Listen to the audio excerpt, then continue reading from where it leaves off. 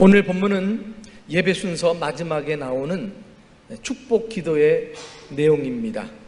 사도 바울은 이 축복을 빌면서 당시 고린도 교회를 향한 가장 큰 소원을 표현하고 있습니다.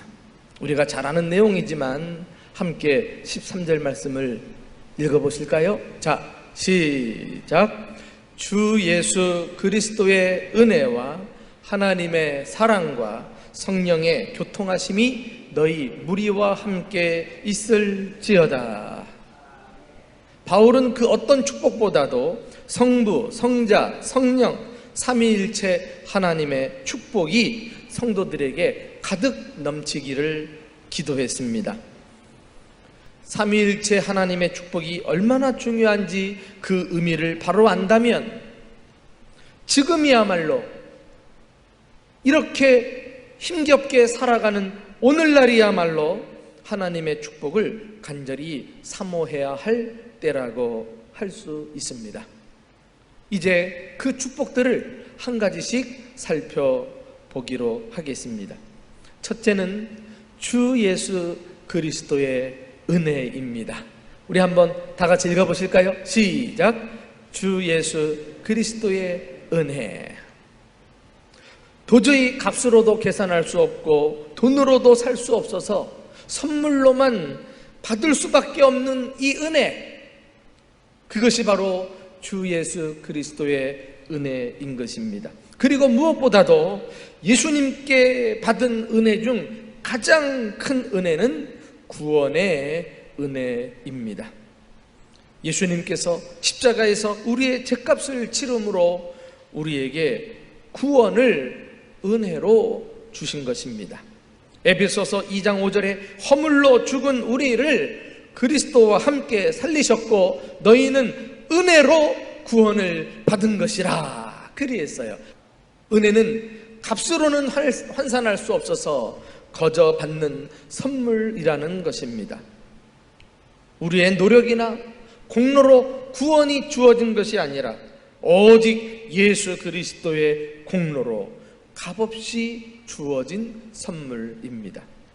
이것을 에베소서 2장 8절에서 좀 더 구체적으로 설명하고 있지요. 함께 읽어보겠습니다. 자, 너희는 그 은혜에 의하여 믿음으로 말미암아 구원을 받았으니 이것은 너희에게서 난 것이 아니라 하나님의 선물이라 그리했어요. 구원은 그 시작이 하나님의 은혜로부터 시작이 된다는 것입니다. 원래 모든 인간은 죄 가운데서 태어나서 죄 가운데 살다가 죄 가운데 죽는 절망적인 존재입니다. 로마서 6장 23절은 죄의 삭은 사망이요 그랬잖아요. 로마서 3장 23절에도 모든 사람은 죄를 범하였음에 하나님의 영광에 도달할 수 없다 그랬어요. 그러나 주 예수 그리스도께서 이 땅에 오셔서 우리를 대신해서 십자가에서 피 흘려 우리의 죄값을 다 지불하시고 3일 만에 부활하사 우리에게 구원의 길, 영생의 길, 축복의 길을 활짝 열어놓으신 줄 믿으시기 바랍니다. 그리하여 우리는 예수님을 믿는 믿음으로 구원을 받았고 은혜로 하나님의 자녀가 된 것입니다. 우리에게 절대적으로 필요한 축복은 예수님의 은혜입니다. 이것은 우리가 받은 구원의 축복을 어떤 상황에서든지 변함없이 누리게 해 줍니다. 그러므로 구원의 은혜를 회복하는 것은 건강한 신앙을 되찾는 것이요 시험에서 이기는 비결인 것입니다. 다윗을 아십니까? 그가 범죄한 이후에 지옥 같은 나날을 보내다가 주님 앞에 회개하고 돌아오지 않습니까? 그때 그가 주님께 요청한 기도의 제목은 우리에게 시사하는 면이 많아요. 참의 시라고 할 수 있는 시편 51편 12절 말씀을 함께 읽어보겠습니다. 자, 시작. 주의 구원의 즐거움을 내게 회복시켜 주시고 자원하는 심령을 주사 나를 붙드소서. 구원의 즐거움을 내게 회복시켜 주세요.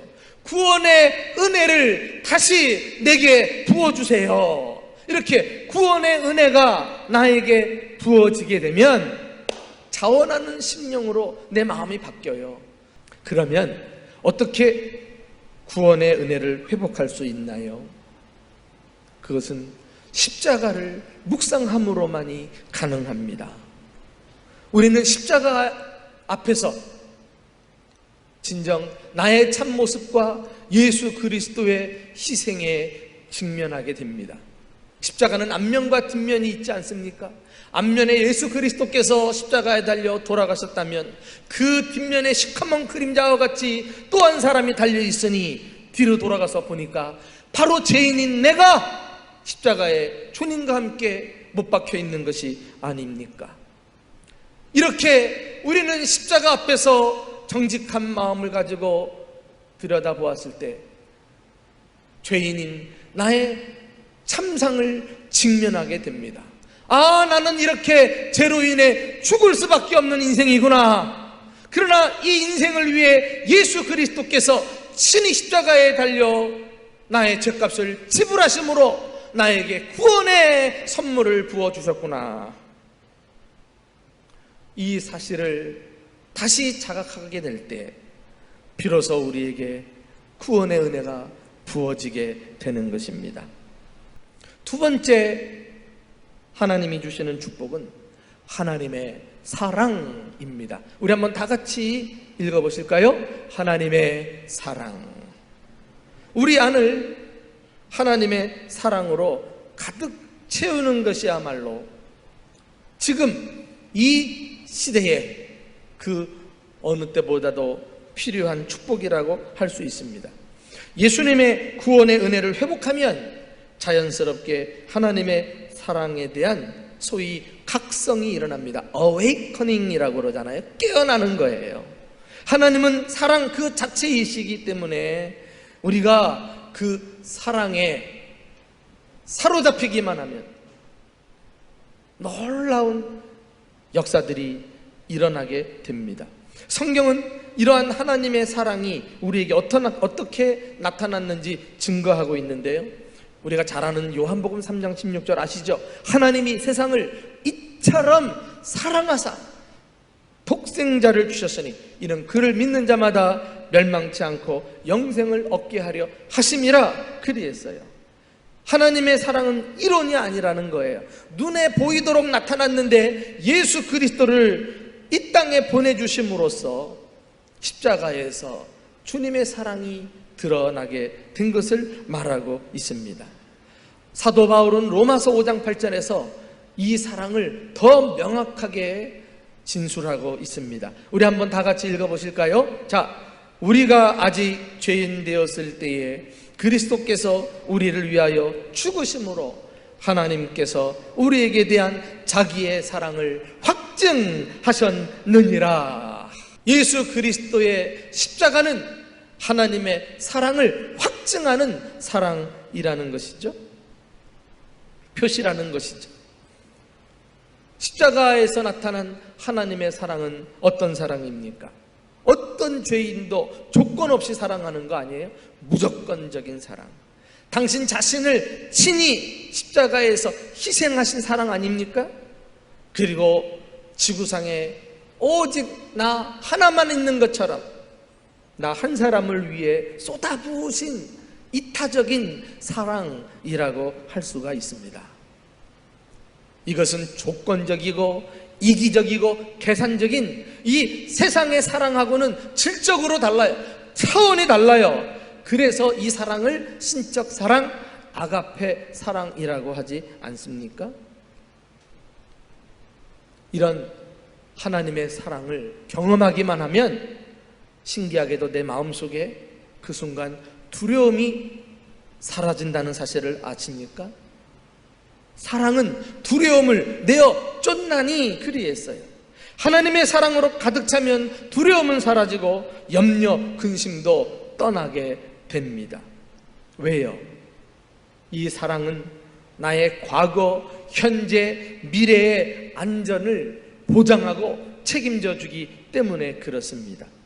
이 사실을 잘 알았던 사도 바울은 아주 감격스럽게 주님의 사랑을 선포하고 있는데, 우리도 똑같은 심령을 가지고 읽어볼까요? 로마서 8장 38절 말씀입니다. 자, 시작. 내가 확신하노니 사망이나 생명이나 천사들이나 권세자들이나 현재일이나 장래일이나 능력이나 높음이나 깊음이나 다른 어떤 피조물이라도 우리를 우리 주 그리스도 예수 안에 있는 하나님의 사랑에서 끊을 수 없으리라. 할렐루야. 내가 확신한다. 여러분, 우리 시대에 정말 필요한 확신은 하나님에 대한 사랑의 확신 아닙니까? 이 사랑이 있을 때 내 마음의 두려움은 사라지고 현재, 미래, 그리고 과거의 모든 상처도 다 해결받을 수 있습니다. 오늘 우리가 조금 전에 읽었던 말씀 보세요. 사망이나 생명도 우리를 어찌할 수 없습니다. 그리고 우리가 하늘 높이 올라갈지라도, 바다 깊은 곳으로 내려갈지라도, 지구상의 그 어떤 피조물이라도 우리를 하나님의 사랑에서 끊을 수 없다고 말하고 있습니다. 사랑하는 교회 여러분, 지금처럼 죽음의 공포가 엄습해 올 때, 그리고 앞으로 살아갈 날이 막막하기만 할 때 하나님의 사랑을 확신할 수 있기를 축복합니다. 그렇다면 우리가 이 하나님의 사랑을 어떻게 확신할 수 있을까요? 그것은 오로지 하나님의 말씀으로, 내 감정이나 환경에 근거를 둔 사랑은 쉽게 변하고 말 것입니다. 이런 것들은 다 조속변으로 바뀌니까. 그러나 변치 않는 하나님의 말씀, 성경에 근거한 이 사랑이야말로 내가 무슨 일을 만나든지 내 감정이 좋고 나쁨에 상관없이 항상 우리는 하나님의 사랑을 확신하면서 살아갈 수가 있습니다. 성경은 어떤 책입니까? 하나님의 러브레터 아닙니까? 성경은 처음부터 끝까지 우리를 얼마나 사랑하는지 주님께서 우리에게 기록하셔서 알려주고 있는 책이라고 할 수 있어요. 수많은 신앙의 선배들은 공부하고 어려운 일을 당할 때마다, 밤에 잠이 오지 않을 때마다 기록된 하나님의 말씀을 펴서 위로를 받았고 사랑을 확신했고 어려움을 헤치고 나아갈 수 있었습니다. 그 대표적인 예로 한 두어 구절을 찾아볼까요? 이사야 3장 1절과 4절, 하나님께서는 이스라엘 백성들에게 무엇이라고 말씀하십니까? 우리 한번 다 같이 읽어보겠습니다. 시작. 야곱아, 너를 창조하신 여호와께서 지금 말씀하시느니라. 이스라엘아, 너를 지으신 이가 말씀하시느니라. 너는 두려워하지 말라. 내가 너를 구속하였고 내가 너를 지명하여 불렀나니 너는 내 것이라. 내가 내 눈에 보배롭고 존귀하며 내가 너를 사랑하였은즉, 그 다음에 나오는 구절들을 보면 너는 두려워하지 말라. 너의 그 위기의 때에 너를 옮기고 이방 족속을 대신할지라도 너를 구원하리라. 이런 말씀이 나와요. 주님이 얼마나 우리를 사랑하는지, 너는 내 것이래요. 너는 보배롭고 존귀한 주님의 자녀라고 말씀하지 않습니까? 어려움에 처했을 이스라엘 백성들이 당시 이 소식을 전해 들었을 때 얼마나 마음에 큰 힘이 생겼을까요? 스바냐 선지자는 이스라엘 백성들이 멸망을 당하고 어려움에 봉착했을 때 하나님으로부터 오는 음성을 듣고 힘을 내기 시작했습니다. 주님은 무엇이라고 말씀하시며 위로했을까요? 우리 스바냐서 3장 17절 말씀도 함께 읽어보실까요? 시작. 너의 하나님 여호와가 너의 가운데 계시니 그는 구원을 베푸실 전능자시라. 그가 너로 말미암아 기쁨을 이기지 못하시며 너를 잠잠히 사랑하시며 너로 말미암아 즐거이 부르며 기뻐하시리라 하리라. 할렐루야. 여러분, 주님께서 우리가 어려움 당할 때 등을 돌리시고 안위 계시는 줄 알았는데 우리 가운데 계신데요, 변함없는 사랑으로 우리를 잠잠히 사랑하시고 기뻐, 좋아, 어쩔 줄 몰라 하신다는 거 아닙니까?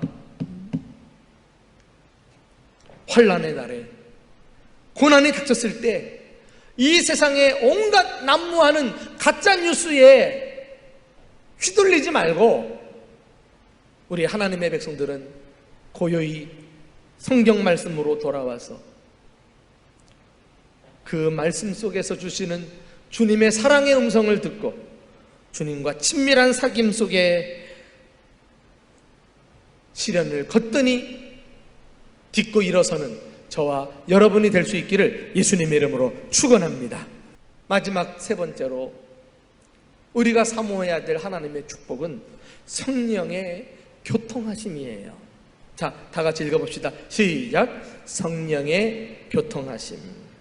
하나님의 사랑을 회복한 사람은 성령님의 교통하심을 경험하게 됩니다. 이 교통이란 말, 요즘은 잘 쓰질 않는 어색한 단어인데요, 헬라어로는 아주 우리가 잘 알고 있는 단어죠. 코이노니아라는 단어로 기록이 되어 있습니다. 그런데 이 코이노니아라고 하는 뜻은 다양한 의미를 함께 가지고 있는 단어인데요, 예를 들면 펠로우십, 교제한다, 그리고 파트너십, 함께 동역한다, 그리고 유니티, 연합한다, 하나 된다. 이것이 바로 성령의 교통하심의 모습이라고 할 수가 있습니다.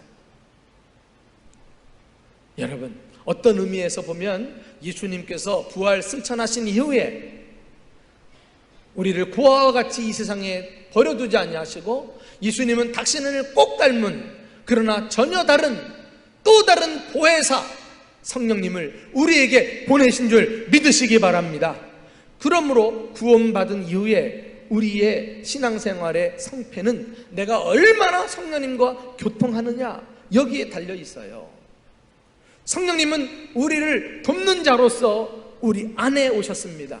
우리와 가까이 계시면서 떠나지 아니하시는 분이십니다. 그래서 우리를 거듭나게 하시는 것도, 우리를 의롭다 하시는 것도, 의롭다 함을 받은 자가 점점 거룩해져 가는 것도, 그리고 성화를 이룬 자가 결국은 예수님을 닮은 영화의 상태에 도달하는 것도, 천국에 갈 때까지 쉬지 않고 일하시는 분이 성령이신 줄 믿으시기 바랍니다. 그러므로 성령님과 교통하지 않고는 우리 신앙생활에 진전이 없어요. 발전이 없습니다. 성장할 수 없습니다. 얼마나 성령님에 대해서 마음을 열고 그분과 교제하느냐, 이것이 신앙생활의 관건이에요. 성령님은 인격이신 하나님이시기 때문에 그분을 환영하고 그분을 기뻐하고 그분을 마음에 영접할 때 성령님은 기꺼이 우리에게 가까이 오셔서 천국에 도달할 때까지 우리 걸음걸음 하나하나 주님께서, 성령께서 함께 해주십니다. 어떻게 보면은 신앙생활의 전 과정은 처음부터 끝까지 은혜로 되어지는 사건이지요. 그리고 그 중심에는 성령 하나님이 계셔서 우리를 도와주셔요. 이끌어 주셔요. 사탄 마귀가 공격할 때 막아주시고, 시험 있을 때 피해가게 하시고, 그리고 무지할 때 깨닫게 하시고, 연약할 때 능력을 주셔서 성령님은 우리를 이끌어 가신다니까요. 그러니까 신앙생활은 그 어느 것 하나 내 힘으로 되는 것 아니에요. 이걸 꼭 기억하시기 바랍니다. 스가랴서 4장 6절에 가서 보시면은 이스라엘 백성들이 무너진 성전을 재건하는 데 있어서 지도자들을 세우고 물자를 동원하고 열심히 노력 봉사해서 성을 쌓아가지만은 이때 하나님께서 당시 지도자였던 스룹바벨에게 이런 말씀을 주셔요. 이것은 우리 신앙생활의 원리입니다. 아주 중요합니다. 우리 스가랴서 4장 6절 말씀을 다 같이 읽어보실까요? 자, 시작. 그가 내게 대답하여 이르되 여호와께서 스룹바벨에게 하신 말씀이 이러하니라. 만군의 여호와께서 말씀하시되 이는 힘으로 되지 아니하고 능으로도 되지 아니하고 오직 나의 영으로 되느니라. 오직 성령으로 되느니라. 여러분, 주님을 위해서 무엇인가 일을 한다고 말이죠. 팔 걷어붙이고 열심히 노력 봉사합니다. 그러나 주님께서 말합니다. 얘들아, 착각하지 마. 이 일은 힘으로 되지 않아, 능으로도 되지 않아. 무슨 말이에요? 힘을 빼라는 거예요. 너희들의 그 혈기와 너희들의 열심 가지고 나는 일을 하고 싶지 않다는 거예요. 오직 이 일의 주체가 누구인가를 우리에게 알려주십니다. 오직 성령으로 되느니라. 그렇습니다. 성령께서 이루십니다. 성령의 능력으로만이 가능한 것입니다. 우리가 구원의 과정을 하나하나 밟아가는 것도, 또 주님이 우리에게 주신 사명을 이루는 것도 그 어느 것 하나 우리 힘으로 하는 것은 아닌 것입니다. 그러므로 이 사실을 깨달을 때 우리가 주님 앞에 기도하게 됩니다. 이제 우리는 내 스스로 주님의 일을 하기를 원치 않습니다. 오직 성령께서 나를 통하여 당신의 일을 하기를 원하십니다. 이런 겸손함을 가지고 성령을 의지하고 살아가는 귀한 성도들 될 수 있기를 예수님의 이름으로 축원합니다.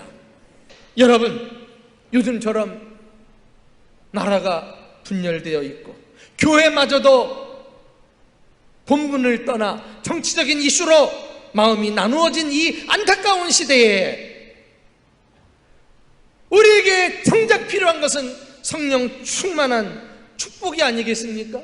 그렇다면 어떻게 성령 충만을 받을 수 있을까요? 누가복음 11장 13절 말씀 보면 예수님께서 가장 중요한 제1되는 기도 제목을 우리에게 알려주셨는데 그것이 바로 무엇인지 아십니까? 함께 읽어보실까요? 누가복음 11장 13절 시작. 너희가 악할지라도 좋은 것을 자식에게 줄 알거든 하물며 너희 하늘 아버지께서 구하는 자에게 성령을 주시지 않겠느냐. 할렐루야. 하나님이 우리에게 간절히 듣고자 하는 기도의 제목은 성령 충만하게 하옵소서, 성령님의 교통하심을 허락하옵소서. 이 기도를 듣기를 원하세요. 이 땅에서 의식주 문제 해결해 주시고 잘 먹고 잘 살고 형통하게 해주세요. 그것 말고 그건 세상 사람들 수준에서 구하는 거니까 우리는 좀 더 높은 차원에서 성령 충만한 것을 구할 것을 요구하고 계셔요. 그리하면 하늘 아버지께서 구하는 자에게 성령을 주시지 않겠느냐. 주님은 기다리셨다가 가장 중요하고 또 주기를 원하시는 기도의 제목, 바로 성령 충만을 우리에게 응답으로 주신다고 약속하고 있습니다. 여러분, 이 어려운 때 구할 것 많이 있지요. 그런데 우선순위가 먼저 구할 것이 성령 충만, 성령 충만. 주님 앞에 구하기 시작하면 성령께서 우리를 사로잡으시고 연합하게 하셔서 우리 힘으로 안 되는 놀라운 일들을 교회를 통하여 이루어 가실 줄로 믿습니다.